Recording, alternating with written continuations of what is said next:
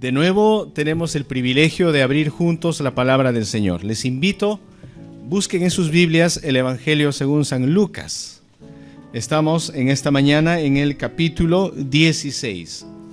Por lo tanto, hermanos míos, por favor, abramos nuestras Biblias en el Evangelio según San Lucas, el capítulo 16. Haré la lectura bíblica en la versión de la Reina Valera del 60. Creo que la mayoría tenemos esta versión. Así que la lectura bíblica y la prédica se desarrollará en esta versión. Así que, hermanos míos, por favor, abramos nuestras Biblias en el Evangelio según San Lucas, capítulo 16, desde el versículo 1 hasta el versículo 31. Es decir, todo el capítulo 16 será objeto de nuestra prédica en esta mañana. Bien, antes de leer, hermanos, quiero asegurarme de que todos tengan sus Biblias abiertas. Quiero asegurarme de que todos, hermanos, están con Biblias en la mano. Así que, por favor, quisiera ver sus Biblias, hermanos. No celulares, Biblias. Muy bien, hermanos. Qué maravilloso ver Biblias de todo tamaño, color, ¿no? Ahí están nuestras Biblias, hermanos. ¿Sí? Es siempre, hermanos, necesario traer nuestra Biblia. Yo sé que en el celular tenemos la facilidad de tener varias versiones y es bueno, hermanos, pero cuando estamos aquí en la iglesia, para no distraernos, porque el celular puede ser un distractor, por favor, vuestras Biblias. Bien, entonces Lucas capítulo 16 dice así: parábola del mayordomo infiel. Dijo también a sus discípulos: había un hombre rico que tenía un mayordomo, y éste fue acusado ante él como disipador de sus bienes. Entonces le llamó y le dijo: ¿qué es esto que oigo acerca de ti? Da cuenta de tu mayordomía, porque ya no podrás más ser mayordomo. Entonces el mayordomo dijo para sí: ¿qué haré? Porque mi amo me quita la mayordomía. Cavar no puedo. Mendigar me da vergüenza. Ya sé lo que haré para que cuando se me quite de la mayordomía, me reciban en sus casas. Y llamando a cada uno de los deudores de su amo, dijo al primero: ¿cuánto debes a mi amo? Él dijo: 100 barriles de aceite. Y le dijo: toma tu cuenta, siéntate pronto y escribe 50. Después dijo a otro: ¿y tú, cuánto debes? Y él dijo: 100 medidas de trigo. Él le dijo: toma tu cuenta y escribe 80. Y alabó el amo al mayordomo malo por haber hecho sagazmente. Porque los hijos de este siglo son más sagaces en el trato con sus semejantes que los hijos de luz. Y yo os digo: ganad amigos por medio de las riquezas injustas, para que cuando éstas falten, os reciban en las moradas eternas. El que es fiel en lo muy poco, también en lo más es fiel. El que en lo muy poco es injusto, también en lo más es injusto. Pues si en las riquezas injustas no fuisteis fieles, ¿quién os confiará lo verdadero? Y si en lo ajeno no fuisteis fieles, ¿quién os dará lo que es vuestro? Ningún siervo puede servir a dos señores, porque o aborrecerá a uno y amará al otro, o estimará al uno y menospreciará al otro. No podéis servir a Dios y a las riquezas. Y oían también estas cosas los fariseos, que eran avaros, y se burlaban de él. Entonces les dijo: vosotros sois los que os justificáis a vosotros mismos delante de los hombres, mas Dios conoce vuestros corazones, porque lo que los hombres tienen por sublime delante de Dios es abominación. La ley y los profetas eran hasta Juan. Desde entonces el reino de Dios es anunciado y todos se esfuerzan por entrar en él. Pero más fácil es que pasen el cielo y la tierra que se frustre una tilde de la ley. Todo el que repudia a su mujer y se casa con otra, adultera. y el que se casa con la repudiada del marido adultera. Había un hombre rico que se vestía de púrpura y de lino fino y hacía cada día banquete con esplendidez. Había también un mendigo llamado Lázaro que estaba echado a la puerta de aquel lleno de llagas y ansiaba saciarse de las migajas que caían de la mesa del rico, y aún los perros venían y le lamían las llagas. Aconteció que murió el mendigo y fue llevado por los ángeles al seno de Abraham, y murió también el rico y fue sepultado. Y en el Hades alzó sus ojos, estando en tormentos, y vio de lejos a Abraham y a Lázaro en su seno. Entonces él, dando voces, dijo: Padre Abraham, ten misericordia de mí, y envía a Lázaro para que moje la punta de su dedo en agua y refresque mi lengua, porque estoy atormentado en esta llama. Pero Abraham le dijo: Hijo, acuérdate que recibiste tus bienes en tu vida, y Lázaro también males, pero ahora éste es consolado aquí, y tú atormentado. Además de todo esto, una gran cima está puesta entre nosotros y vosotros, de manera que los que quisieran pasar de aquí a vosotros no pueden, ni de allá a pasar acá. Entonces le dijo: Te ruego pues, Padre, que le envíes a la casa de mi padre, porque tengo 5 hermanos, para que les testifique, a fin de que no vengan ellos también a este lugar de tormento. Y Abraham le dijo a Moisés y a los profetas tienen, óiganlos. Él entonces dijo: No, Padre Abraham, pero si alguno fuere de ellos, de entre los muertos, se arrepentirán. Mas Abraham le dijo: Si no oyen a Moisés y a los profetas, tampoco se persuadirán, aunque alguno se levantare de los muertos. Hasta aquí la lectura de la bendita palabra de nuestro Señor. Oremos, hermanos. Padre, gracias porque cada día tú nos hablas. Gracias porque cada día, Señor, tú nutres nuestra fe con tu palabra. Hemos venido, Señor, con hambre y sed de justicia. Hemos venido con hambre y sed de tu palabra. Aliméntanos, Señor. Enséñanos, Padre Santo. Por favor, que tu Santo Espíritu nos guíe a comprender el mensaje que tú tienes para nosotros. De tal manera que saliendo de tu iglesia, saliendo de tu casa, Señor, podamos vivir en obediencia a tus mandatos, obediencia a tu palabra, por amor, no por temor, Señor, ni tampoco por una conveniencia, sino por amor a ti, Señor, porque tú eres digno de nuestra devoción, digno de nuestro amor. Te pedimos, Señor, enséñanos, es nuestra súplica, en el glorioso nombre de tu Hijo amado Cristo Jesús. Amén. Amén, hermanos. Bien, el pasaje que acabamos de leer, en realidad, hermanos, habla acerca de nuestra actitud y el uso que le damos a nuestros bienes materiales. De eso trata el pasaje que acabamos de leer. Nuestra actitud y el uso que le damos al uso de los bienes materiales. Para ser más preciso, el uso que le damos a nuestro dinero. Y bueno, nuestro entre comillas, porque nosotros sabemos que todo lo que nosotros tenemos es de Dios, viene de Dios, porque nuestra propia existencia en esta tierra, nuestra supervivencia en este mundo, está supeditado a la voluntad de Dios. Entonces, los bienes materiales que nosotros tenemos, dinero, propiedades, lo que fuere, hermanos, aún nuestra propia ropa, nuestra vida, es gracias a la misericordia de Dios. ¿Y cómo estamos usando entonces, hermanos, el dinero que Dios nos da? Alguien puede decir: pastor, a mí el Señor me da poco dinero y ando de deuda en deuda. Entonces tal vez no estás sabiendo administrar lo poco que el Señor te da. Pastor, ahora estoy en una situación crítica, entonces tal vez la prédica no es para mí porque no tengo dinero, no va a ser un problema para mí.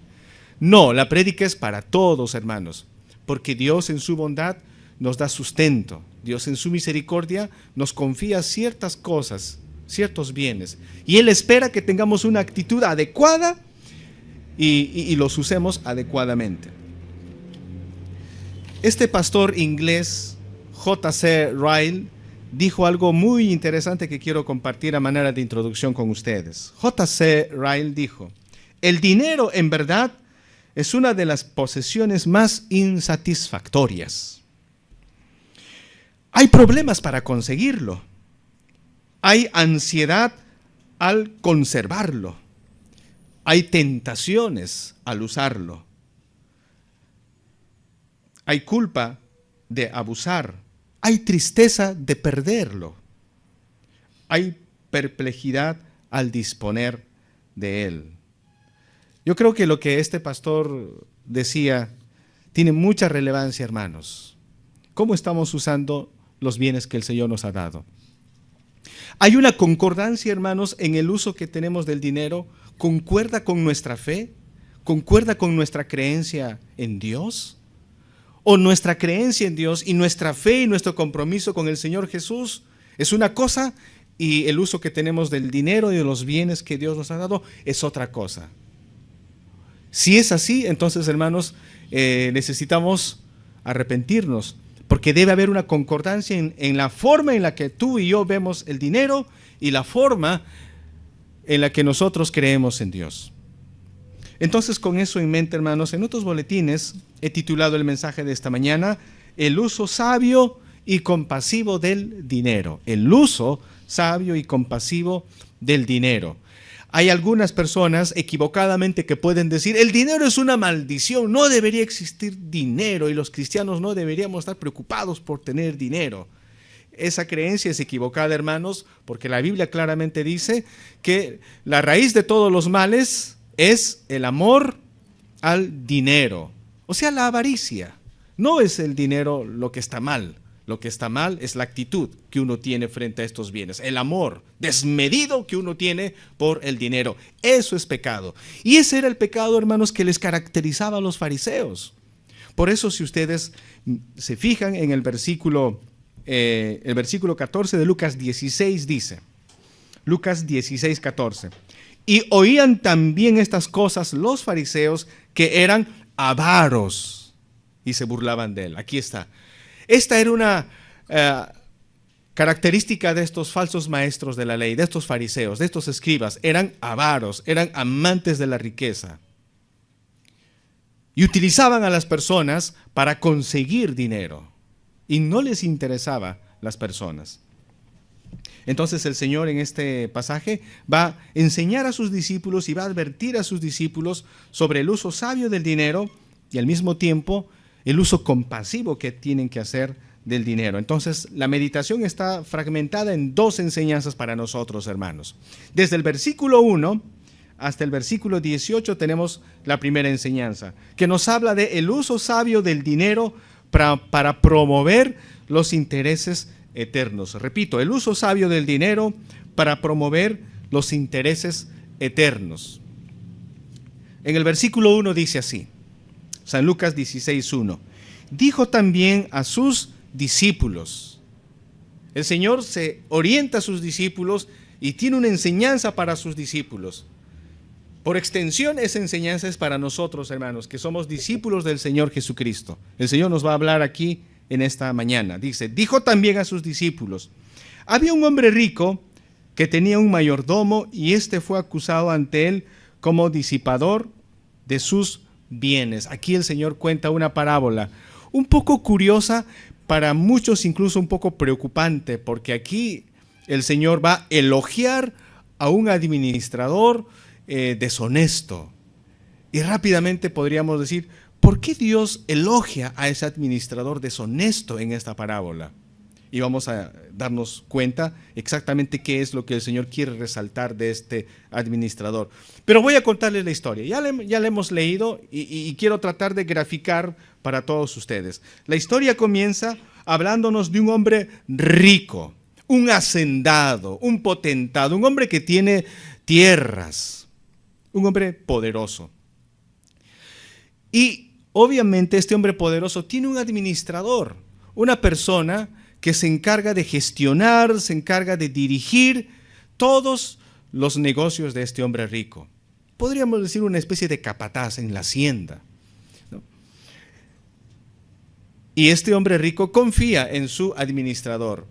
Pero un buen día alguien le avisó al dueño, a este amo, a este hombre rico, alguien le avisó que su administrador no está haciendo bien su trabajo, que su administrador está derrochando los bienes de su amo.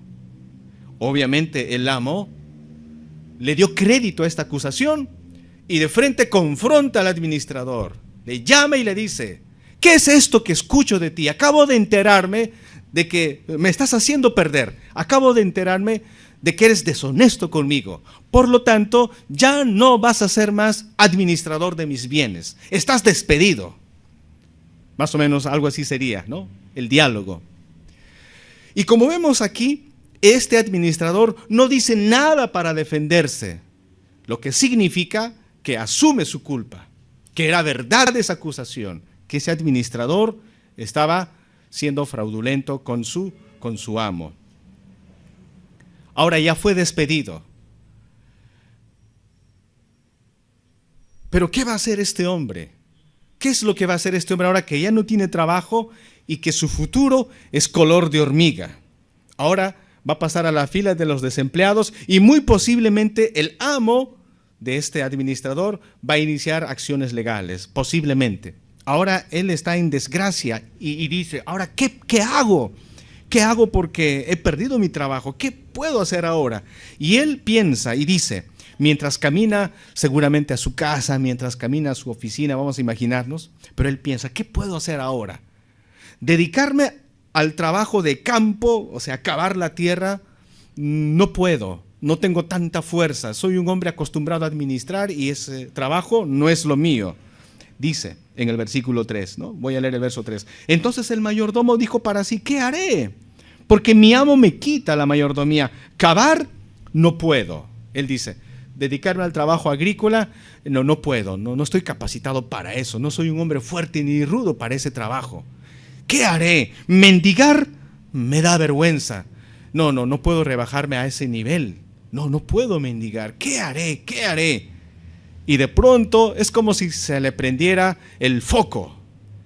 Y dice: ya sé lo que voy a hacer. Miren lo que este hombre piensa en su angustia y en su desesperación. El 4 dice: ya sé lo que haré para que cuando se me quite la mayordomía me reciban en sus casas. Versículo 5. Y llamando a cada uno de los deudores de su amo, dijo al primero: ¿cuánto debes a mi amo? Y aquí voy a explicar lo que este hombre va a hacer, hermanos. Obviamente el hombre potentado, el hombre hacendado, tiene muchos trabajadores. Seguramente ha alquilado sus tierras y como la economía en Israel era básicamente una economía agrícola y era la costumbre de que el hacendado repartía sus tierras a los diferentes trabajadores. Y al final de la cosecha los trabajadores tenían que pagar en especies. Si por ejemplo sembraban trigo, al final tenían que pagar al dueño con trigo. Si tenían aceite de oliva, tenían que pagar al dueño con aceite, sea cual fuera el producto, pero tenían que pagar bien. Y de hecho había una carta o un documento de compromiso, donde estos, vamos a decir, inquilinos, se comprometían al amo a pagar. ¿Y quién administraba esos libros contables? ¿Quién llevaba la cuenta de cuánto debe y todo ello?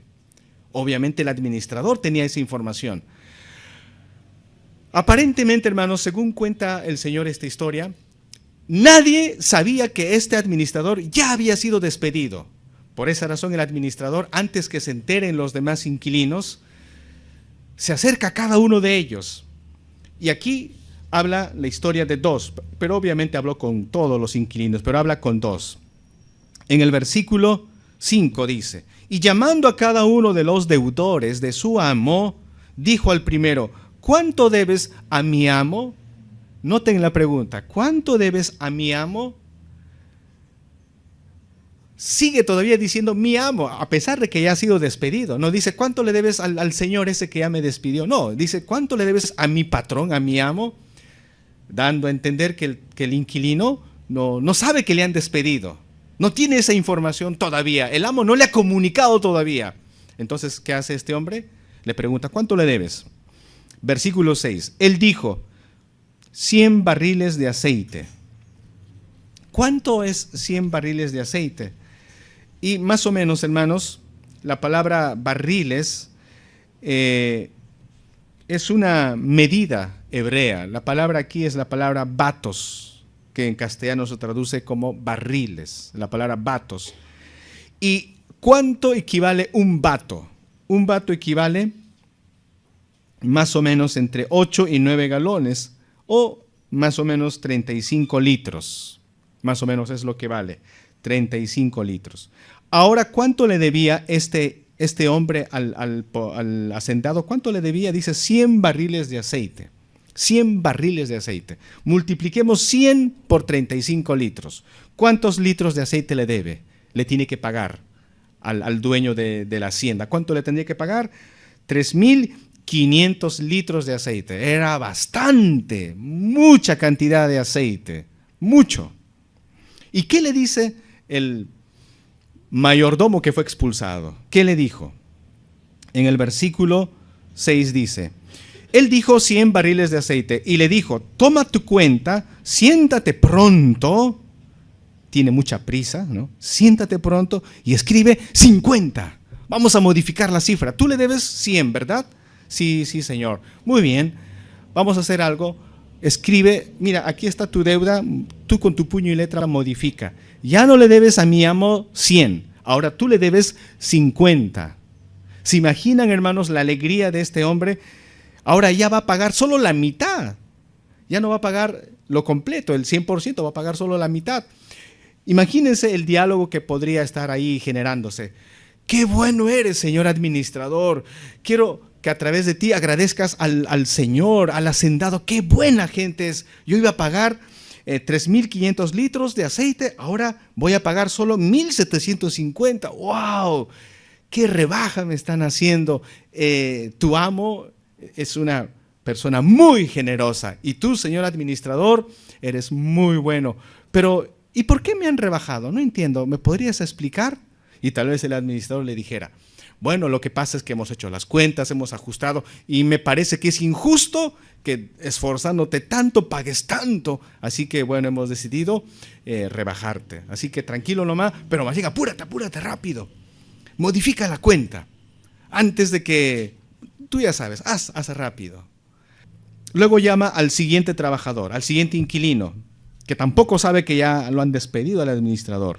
En el versículo 7 dice: después dijo a otro: ¿y tú, cuánto debes? Y él dijo: 100 medidas de trigo. Él le dijo: toma tu cuenta y escribe 80. O sea, hizo una rebaja. Imagínense, este hombre también seguramente le estaría agradeciendo al mayordomo, seguramente le diría cosas como: señor, qué compasivo es usted, qué bueno que me hayan hecho esta rebaja, de verdad no me imaginaba, pero qué bueno, de verdad, que Dios les bendiga. Por eso dígale al amo que es una muy buena persona. Y sabemos que este administrador hizo con todos los trabajadores.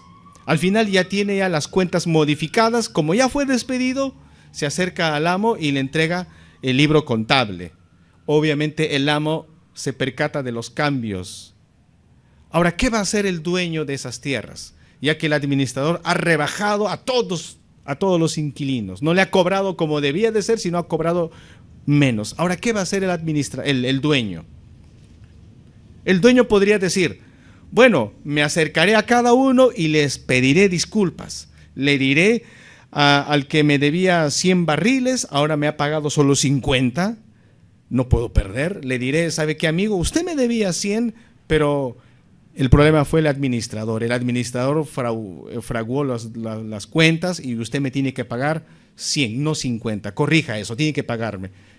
¿Qué diría este inquilino? El inquilino se sentiría triste, decepcionado, molesto, incómodo por esa variación. Entonces, ¿qué hace el dueño de estas tierras?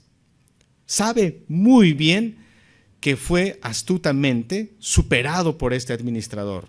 El dueño dice: si yo trato de arreglar las cuentas, mi popularidad se viene al piso. Mejor lo voy a dejar como está. Mejor le voy a dejar. Ahora, ¿qué puedo hacer entonces? Lo único que me queda es, bueno, elogiar la astucia de ese mal administrador. Fue tan astuto. Increíble. que haya actuado de esa manera, pero lo hizo para salirse con la suya. Lo hizo para ganarse amigos. Lo hizo para que en otro momento otras personas lo contraten y digan, contraten a ese administrador porque es muy buena gente, es generoso y es muy bueno. Hermanos, el Señor no está elogiando a este administrador por lo deshonesto. Dios no puede jamás, hermanos, alabar o elogiar el pecado. Eso lo sabemos, porque Dios es santo, santo, santo. Lo que aquí el Señor está elogiando, y voy a enfatizar esto, está elogiando la astucia, la sabiduría que utilizó este hombre para asegurar su vida, para asegurar su futuro. Por eso el Señor Jesús le dice a sus discípulos, los hijos de este siglo, es decir, la gente que no conoce a Dios, la gente común que no conoce al Señor, es más inteligente que los cristianos. ¿Por qué? Porque saben utilizar bien su dinero, saben administrar bien, saben preocuparse y saben gestionar bien sus recursos con tal de ganar. Ellos no pueden perder. Hacen bien sus trabajos para obtener ganancias temporales. Pero nosotros los cristianos tenemos ganancias eternas. Y el Señor Jesús está advirtiendo y está exhortando aquí a los discípulos y por extensión a nosotros. ¿Cómo usamos nuestros recursos, hermanos? ¿Estamos invirtiendo nosotros para lo eterno? Y aquí tú puedes decir, bueno, pastor, ¿a qué se refiere cuando usted habla de invertir para lo eterno? En el día final, hermanos, el Señor nos dirá lo siguiente: estuve desnudo y no me diste vestido, estuve en la cárcel, no me visitaste, estaba hambriento, no me diste de comer.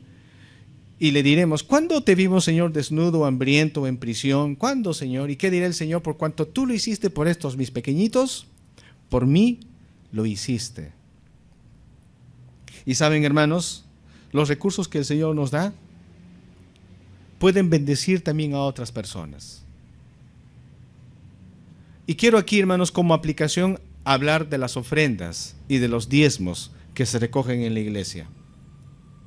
Cuando hablamos de dinero, hermanos, estamos hablando de un tema bastante delicado. Sin embargo, estamos hablando también de una manera en la que nosotros adoramos a Dios. Porque la Biblia dice, donde está tu tesoro, ahí está tu corazón.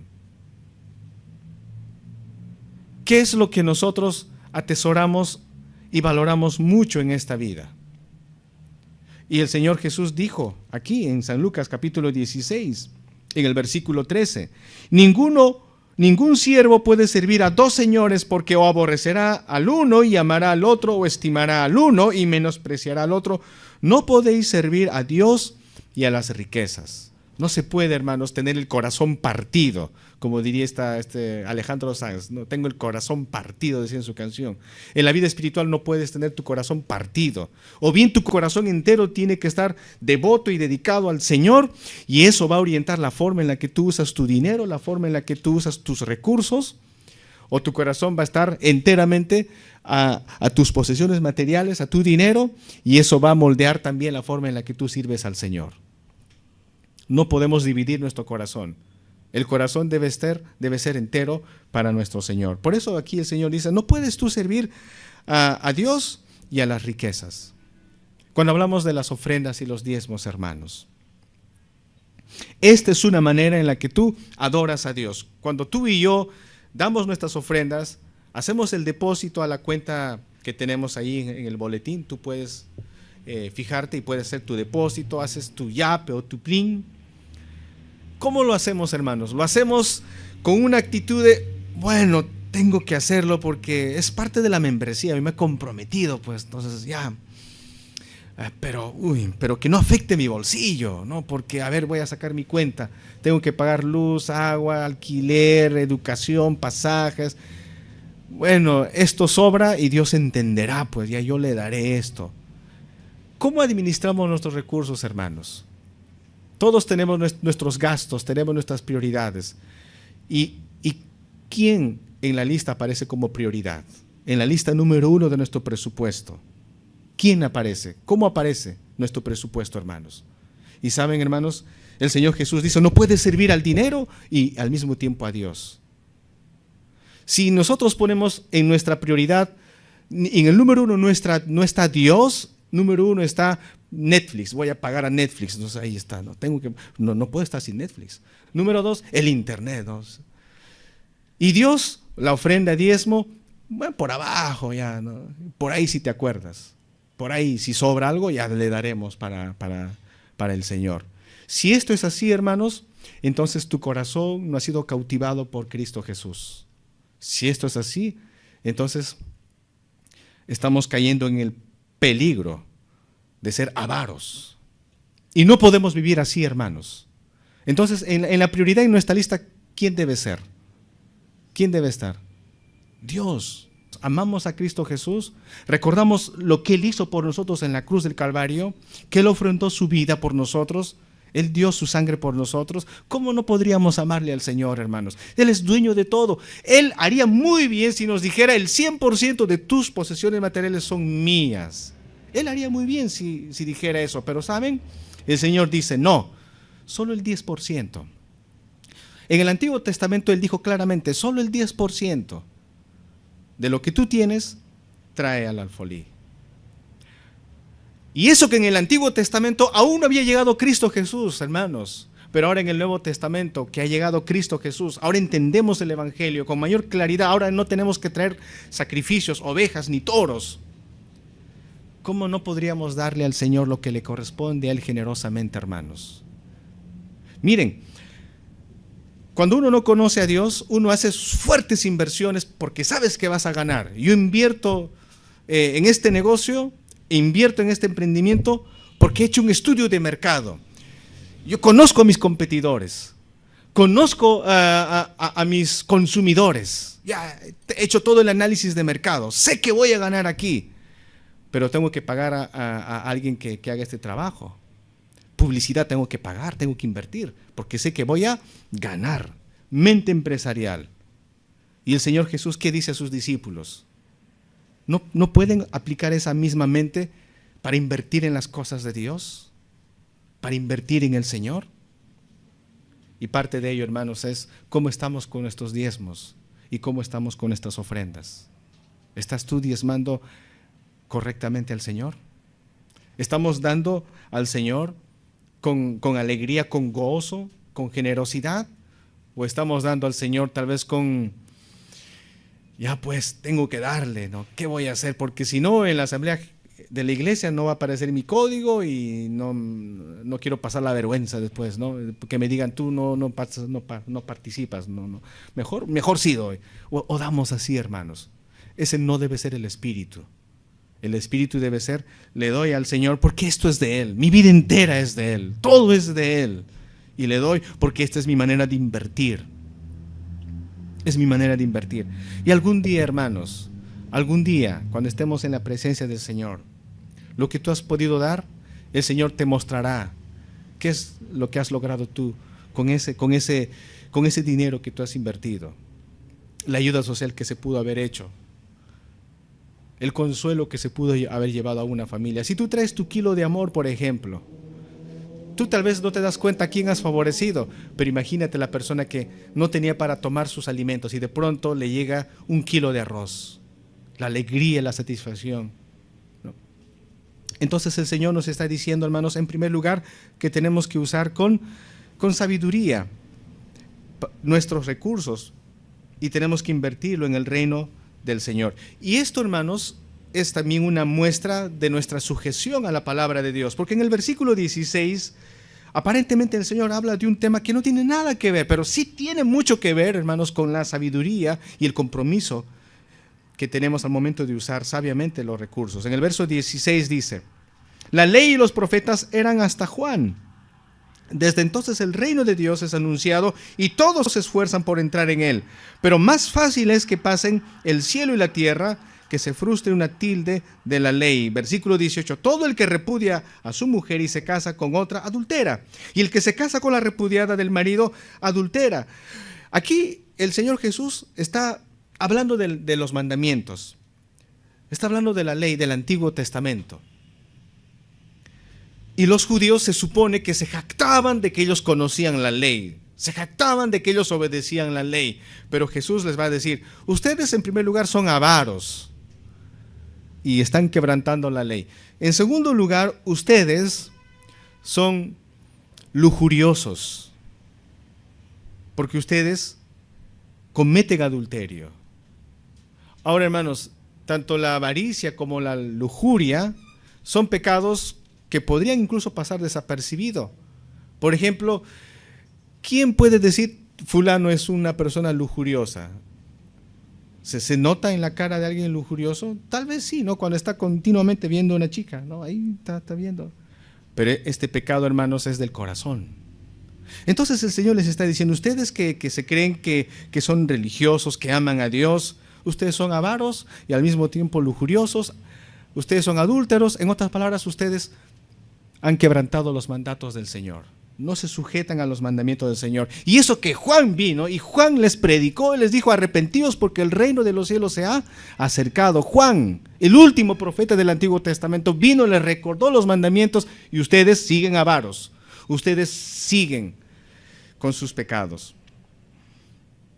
Y en segundo lugar, hermanos, el Señor nos va a hablar también acerca de usar el dinero para ayudar a otros, mostrando compasión. Del versículo 19 hasta el verso 31 tenemos la parábola del rico y Lázaro. Y esta parábola, hermanos, se centra en la compasión, en la misericordia que debemos tener al momento de usar nuestros bienes, nuestros recursos. El 19 dice, había un hombre rico que se vestía de púrpura y de lino fino y hacía cada día banquete con esplendidez. Había también un mendigo llamado Lázaro, que estaba echado a la puerta de aquel lleno de llagas. Para comprender esto, hermanos, quiero contarles un poco el contexto. En la mentalidad de los judíos, en la mentalidad de los fariseos, una muestra de ser bendecido por Dios era el estatus socioeconómico. En otras palabras, si un judío era rico, poderoso, eso quiere decir que ese judío era un hombre bendecido por Dios, que ese judío era santo. Mientras más rico, más santo. Y si un hombre era pobre, entonces era un hombre maldecido por Dios. Un pecador, porque si es pobre es porque es un pecador. Pero si es un mendigo, debe ser un terrible pecador. Por eso está bajo la maldición de Dios. Esa era la idiosincrasia de los judíos. Noten, ellos miraban su riqueza como señal de bendición de Dios, señal de santidad, y miraban la enfermedad, la pobreza como señal del desagrado de Dios. Entonces, en la mente de los fariseos, en la mente de los judíos, ¿quién estaba candidato para el cielo, según los fariseos? Candidato para el cielo eran los ricos. Porque si en esta vida eran hombres bendecidos por Dios con tanto dinero, tantas posesiones materiales, eso significa que son hombres de Dios. Y si se mueren, se van al cielo. Y los mendigos, los enfermos, no, esa gente pecadora, maldita por Dios. Y si se mueren, se van pues al infierno, ¿no? Esa era la mentalidad de ellos. Y por eso Jesús cuenta esta historia donde hay dos personajes, un hombre rico y un hombre mendigo. Y el Señor hace algo poco común en esta parábola. Pone nombre al indigente, le llama Lázaro. ¿Cómo se llama el rico? Ni nombre pone, no pone nombre. Como para darnos a entender, hermanos, que en realidad no interesa el nombre de este hombre rico, que como cualquier fariseo seguramente se ha preocupado en engrandecer su nombre, se ha preocupado en enaltecer su ego, haciendo tantos banquetes. Quería poner su nombre. Si en esa época hubiese existido periódicos, de hecho hubiese puesto en los periódicos, ¿no? Hoy, en la casa de don fariseo, banquete en honor a sus amigos, la noticia de sociedades, ¿no? Bueno, eso era antes, ¿no? Ahora creo que es en redes sociales, ahora es, ¿no? Ya no es, ¿no? Y lo que la Biblia dice aquí, que a Dios sí le interesaba este mendigo. y se acuerda el nombre. Por eso el Señor pone el nombre a ese mendigo, ¿no? Entonces, ¿qué pasa en esta historia? Dice que este hombre rico hacía banquetes todos los días. Un hombre, en la mente de los judíos, un hombre muy bendecido por Dios. Un gran tipo, lo máximo, un siervo de Dios. Todos quieren ser como este hombre. Y había un mendigo llamado Lázaro que estaba echado a la puerta de aquel, lleno de llagas, para variar enfermo, ¿no? Llagas. Versículo 21. Y ansiaba saciarse de las migajas que caían de la mesa del rico, y aún los perros venían y le lamían las llagas. Entonces los judíos, al escuchar esta historia, estarían pensando, ¿qué es lo que Jesús quiere enseñarnos? A ver, ¿qué nos va a decir Jesús con esta historia? Versículo 22. Aconteció que murió el mendigo y fue llevado por los ángeles al seno de Abraham. Y seguramente los fariseos, al escuchar esto, dirían, a ver, un momento, a ver, repite Jesús. ¿Quién es el que fue llevado al seno? El rico, ¿verdad? No. El mendigo. Ese mendigo murió y fue llevado al cielo. Esto no cuadraba con el pensamiento de los fariseos. Ellos dirían, ¿cómo? Pero si se supone que el mendigo es maldito, pecador, tiene que ir al infierno, pero ¿al cielo? ¿Al seno de Abraham? Y luego dice, y murió también el rico, ese también tiene que ir al cielo. No, fue sepultado. Versículo 23, y en el Hades alzó sus ojos estando en tormentos y vio de lejos a Abraham y a Lázaro en su seno.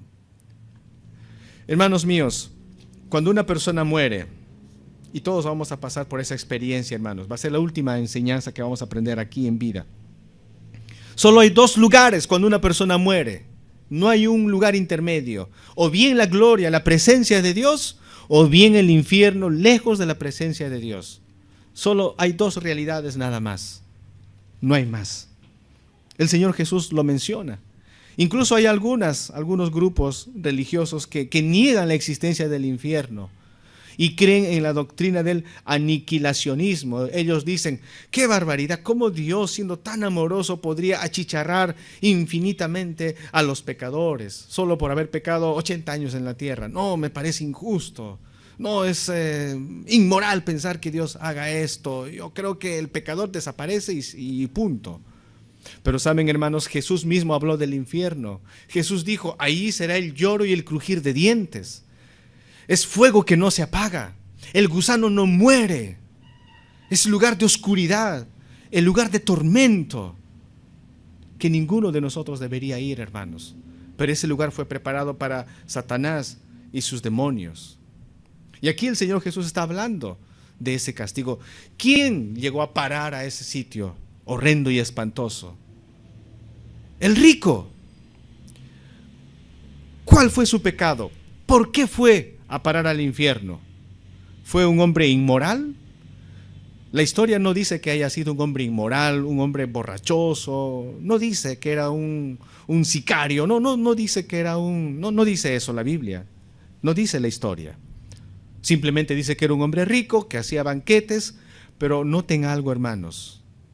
Todos los días, al lado de su casa, en su puerta, ¿quién estaba? Un menesteroso, un mendigo.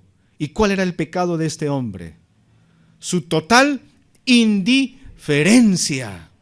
A pesar de ver a este pobre hombre allí, lamido por los animales, ansiaba la migaja. Este rico no fue capaz de aliviar su dolor, siquiera dándole un poco de comida. No se compadeció, no se apiadó. ¿Y por qué? ¿Por qué no lo hizo? Hermanos, entonces fíjense, por eso digo, la segunda enseñanza para nosotros es, lo que el Señor nos dé, hermanos, tenemos que usarlo también con misericordia. Y seguramente, hermanos, vamos a encontrarnos con hermanos nuestros. Y empezamos así, hermanos, tenemos que ser misericordiosos empezando por la familia. Porque es raro que haya gente que ni siquiera dan propina al hijo, pero sí le dan propina a un niño que vende caramelos en la calle. Hay gente así, hermanos. Hay gente así, de verdad. Eso no es correcto. La generosidad empieza en la casa. Miras que tus hijos necesitan algo. Mira, la zapatilla está gastada. ¿Qué hago yo? Bueno, hay que comprar la zapatilla para el hijo. La esposa. sí, necesita para sus gastos. Hay que darle, ¿no? Voy a repetir eso porque a las esposas les agrada. Hay que proveer, hermanos. Esa es la idea. Hay que proveer. La generosidad tiene que empezar en la casa, hermanos míos. Tenemos que ser generosos en la casa.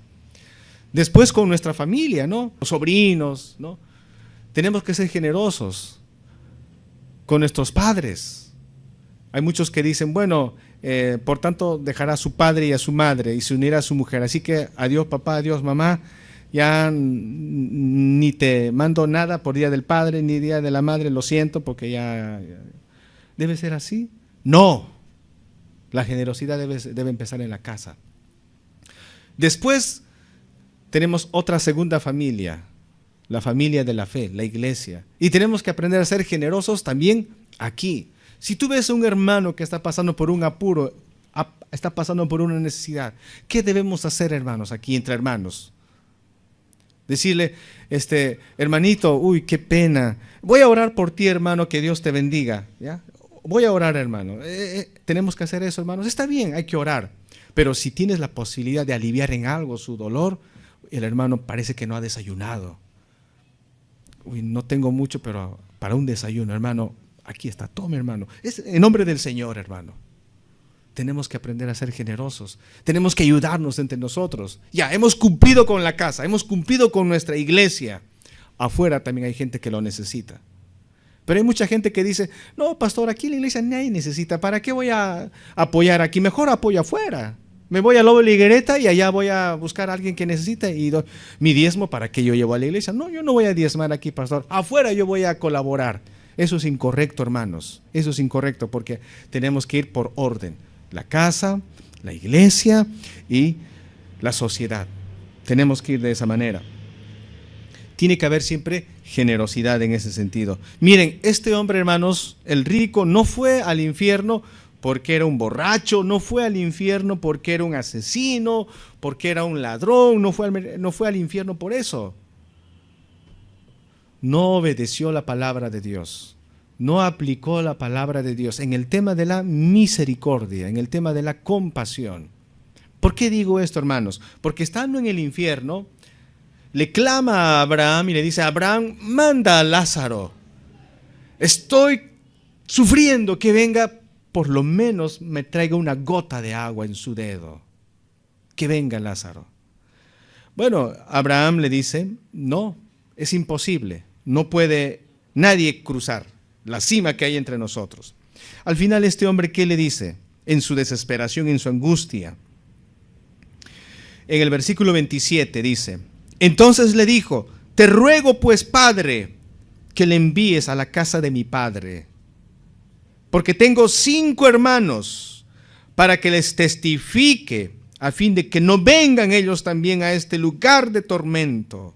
Verso 29, y Abraham le dijo, miren esto, hermanos, a Moisés y a los profetas tienen, óiganlos. A Moisés y a los profetas tienen, óiganlos.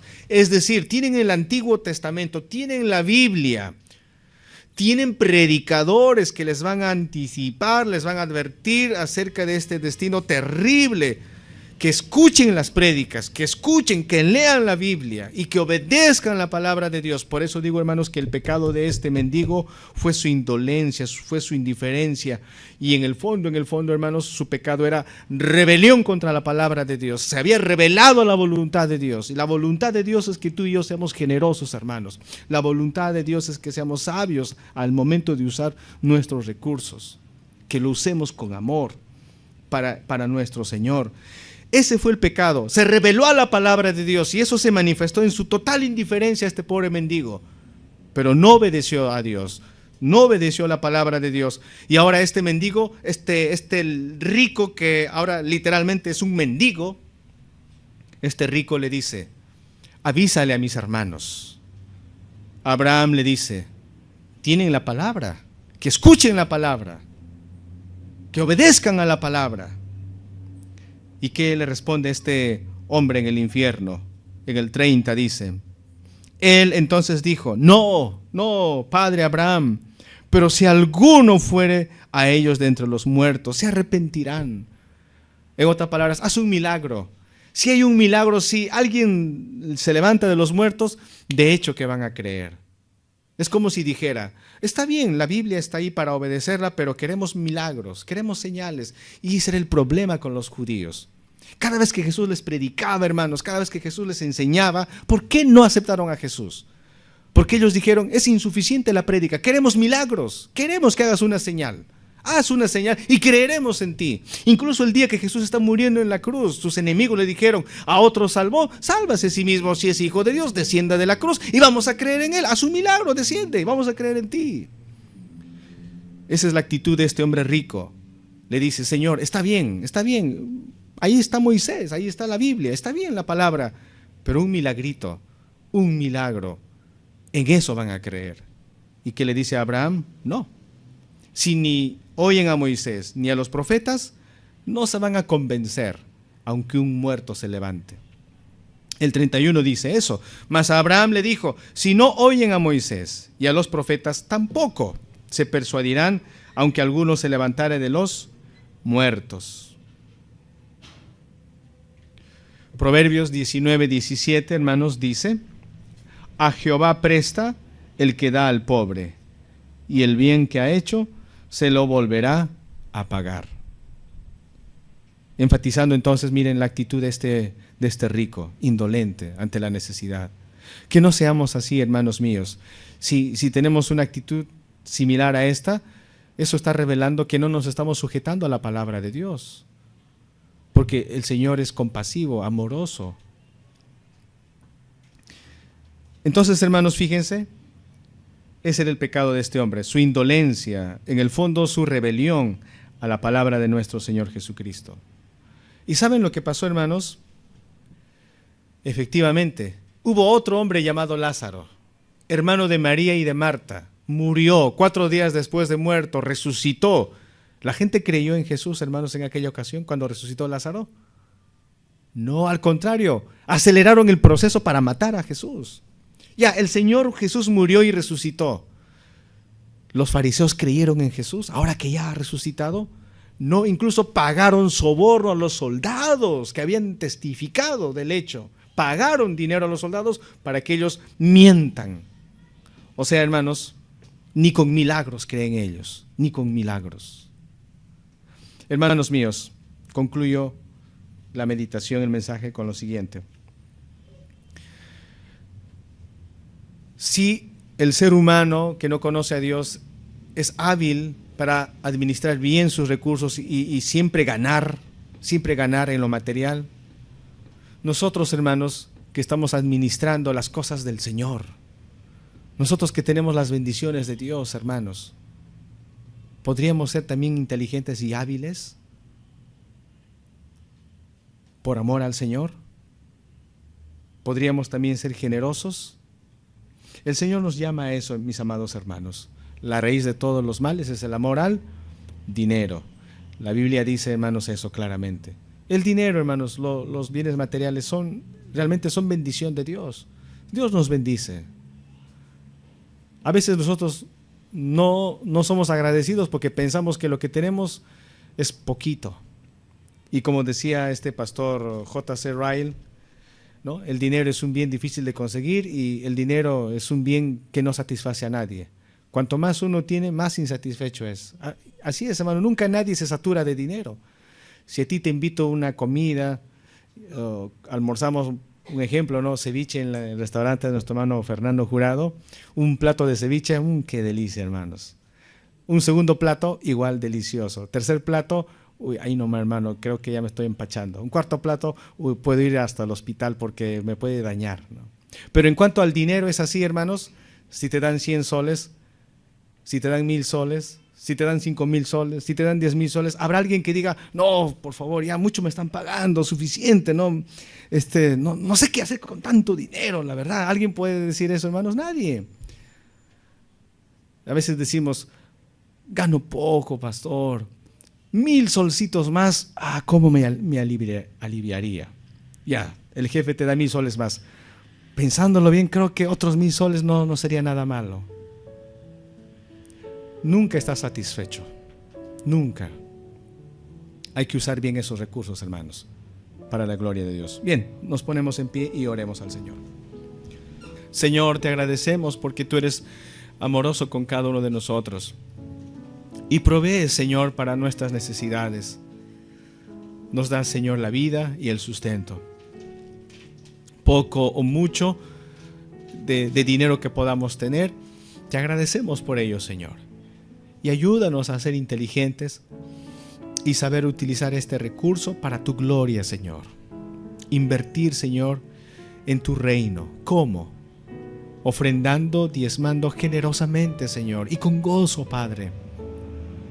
Usando adecuadamente el dinero para bendecir a nuestra familia, para bendecir a nuestros hermanos, para bendecir a nuestros amigos, para bendecir a gente que no conocemos, pero que puede pasar en angustia y necesidades. Y si tenemos algo, ayúdanos a ser dadivosos, generosos, Padre Santo, que esa es una manera de invertir, Señor, para que tu evangelio sea glorificado, que tú seas glorificado, Señor. Y esto es parte de nuestro testimonio. No queremos ser avaros. Líbranos de este pecado, Señor. También, Padre, que nos permita ser compasivos y amorosos con el uso de nuestros bienes, Padre. Ayúdanos a comprender que la indiferencia ante la necesidad de los demás es pecado de rebeldía a tu palabra. Y no queremos rebelarnos contra ti, Señor. Queremos ser obedientes a tu palabra por amor a ti, Señor. Gracias por este tiempo, Padre. En el nombre de Jesús oramos. Amén.